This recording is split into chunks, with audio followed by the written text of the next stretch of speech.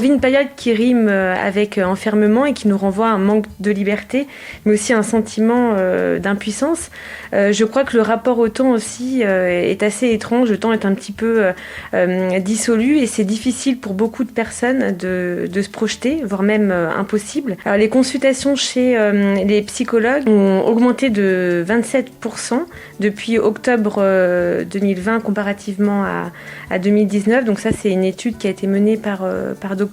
Alors dans ma pratique, je rencontre pas forcément en fait de nouvelles pathologies. Ce sont plutôt des troubles qui sont majorés. Alors il y a des états anxieux, des états dépressifs, donc une humeur triste, des troubles du sommeil beaucoup, une perte d'envie, aussi de plus en plus de personnes qui présentent des addictions, soit de nouvelles addictions ou des personnes qui rechutent. Également, on peut observer une très forte augmentation des violences. Je rencontre aussi beaucoup d'étudiants qui viennent consulter pour la première fois. Il y a aussi des anciens patients qui reprennent contact.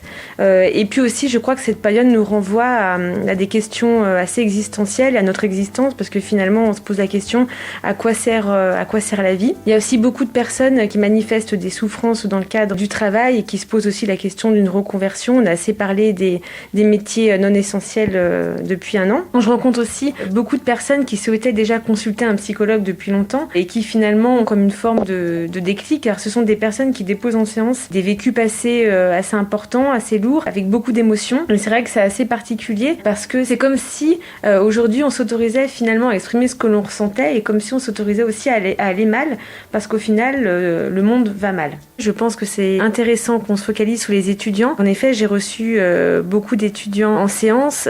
C'est une période qui est compliquée pour eux, alors notamment avec les cours en distanciel, avec un manque, voire même une absence de lien social. Ce que j'entends aussi beaucoup, c'est la présence de symptômes anxieux qui se caractérisent surtout par des manifestations physiques, comme par exemple des crises d'angoisse. Le plus important dans cette période, à mon sens, c'est de garder contact et de garder le lien, mais aussi d'arriver à construire son quotidien, puisque finalement c'est difficile de se projeter. Dans une crise, il y a un avant et un après, et c'est vrai que les choses ne seront plus celles qu'elles étaient, mais après, une crise, c'est aussi une fenêtre pour le changement. Donc si j'avais un conseil à donner pendant cette période, c'est déjà de prendre du temps pour soi et de prendre le temps de prendre du temps pour soi et d'arriver à se détendre. Alors après, quelle que soit l'activité, ça peut être profiter d'un rayon de soleil, aller se promener à l'extérieur, faire du footing ou des activités peut-être un peu plus douces, un peu plus calmes, comme la méditation, la relaxation. L'essentiel, c'est de s'écouter et d'être aussi tolérant avec soi-même,